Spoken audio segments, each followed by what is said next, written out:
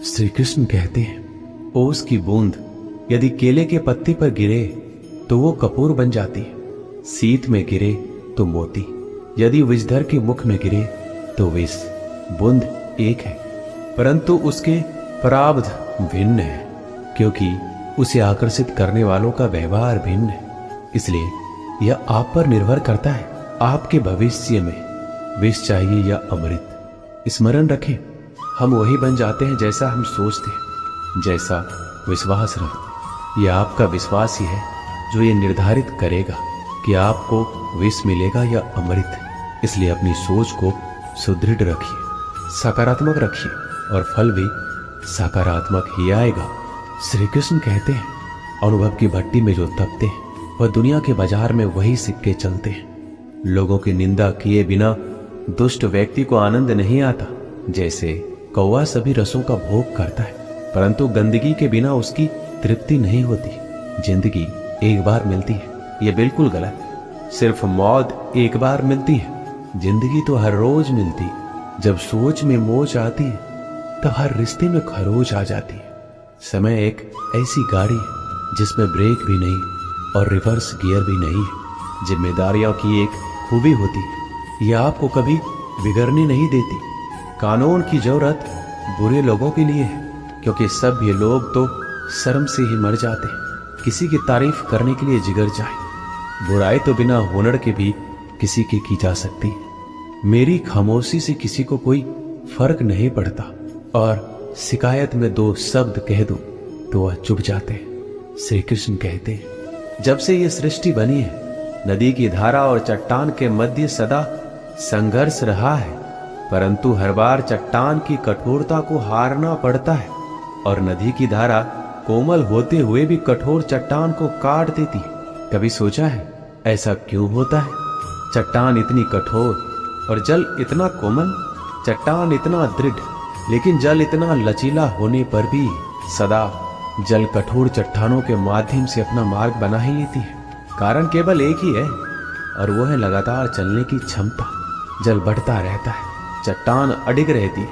इसी कारण जल चट्टान को काट कर मार्ग बना लेता है। इसीलिए लगातार चलते रहे, रोकिए मत, क्योंकि चट्टान जैसी हर समस्या को आप भी जल की तरह काट सकते हैं। श्री कृष्ण कहते हैं, हम क्या करते हैं इसका महत्व कम है, किंतु हम उसे किस भाव से करते हैं इसका बहुत महत्व है। फल कुचलने का हुनर भी सीखिए। सांपों के खौफ से जंगल नहीं छोड़ा करते। उदास तो बहुत रहे मगर कभी जाहिर ना किया, सब ठीक है बस, इसी शब्द ने सब संभाल लिया। अनुमान गलत हो सकता है पर अनुभव कभी गलत नहीं होता, क्योंकि अनुमान हमारे मन की कल्पना है और अनुभव हमारे जीवन की सीख। अगर लड़ना ही है तो अपने कड़वे स्वभाव से लड़ो जो किसी को अपना नहीं होने देता। गुस्सा बहुत चतुर होता है, अक्सर कमजोर पर ही निकलता है। धूप बहुत कड़ी है, बदन जल रहा है, कुछ तकलीफ जरूर है पर घर चल रहा है। वक्त वो तराजू है जो बुरे वक्त में अपनों का वजन बता देता है। जिसमें नुकसान सहने की ताकत हो वही मुनाफा कमा सकता है, फिर चाहे वह कारोबार हो या रिश्ते। श्री कृष्ण कहते हैं, जिम्मेदारियां भी खूब परीक्षा लेती है, जो निभाता है उसी को परेशान करती है। कहीं ना कहीं कर्मों का डर है, नहीं तो गंगा पर इतनी भीड़ नहीं होती। जो कर्म को समझता है उसे धर्म को समझने की जरूरत ही नहीं। पाप शरीर नहीं करता, विचार करते हैं, और गंगा विचारों को नहीं सिर्फ शरीर को धोती है। शब्द का महत्व तो बोलने के भाव से पता चल जाता है, वरना वेलकम तो दरवाजे के गेट पर भी लिखा होता है। मन की लिखूं तो शब्द रूठ जाते हैं और सच लिखूं तो अपने रूठ जाते हैं। जिन पैसों में अपनी मेहनत की महक ना हो वह पैसा सुख के साधन तो दे सकता है लेकिन मन को शांति नहीं। बचपन कितना खूबसूरत था, तब खिलौने जिंदगी में थे और आज जिंदगी खिलौना है। श्री कृष्ण कहते हैं, आपने किसी फल को पेड़ से अलग होते हुए देखा है?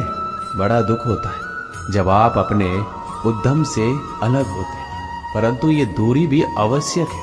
आप फल को ही ले लीजिए, अपने जीवन दाता वृक्ष से अलग होकर ये न केवल किसी की भूख शांत करेगा अपितु इसके भीतर के बीज से एक नए वृक्ष का सृजन भी होगा। और कई फल उगेंगे। सृजन की प्रतिक्रिया में पीड़ा आवश्यक है।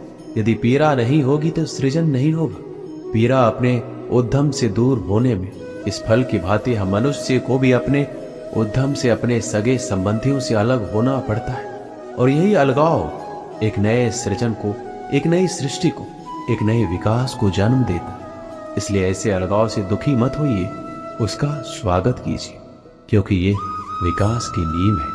श्री कृष्ण कहते हैं, गलत फहमी में जीने का मजा ही कुछ और है, वरना हकीकतें अक्सर रुला देती।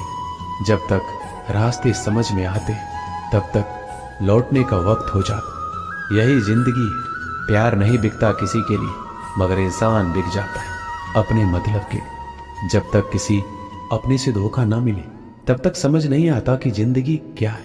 काश उस जाते हुए वक्त को रोक सकते, आपके साथ गुजरा हुआ हर समय जोड़ सकते। मुझे नफरत पसंद है, लेकिन दिखावे का अपनापन नहीं। शीशा कमजोर बहुत होता, मगर सच दिखाने से घबराता नहीं है। श्री कृष्ण कहते हैं, अपराध वो भावना है जिसके कारण संसार में सदा दुख ही व्याप्त रहता है। हम सब अपराधियों से घृणा करते हैं, उन्हें कोसते हैं, परंतु क्या कभी विचार आया है कि कोई भी जन्म से अपराधी नहीं होता?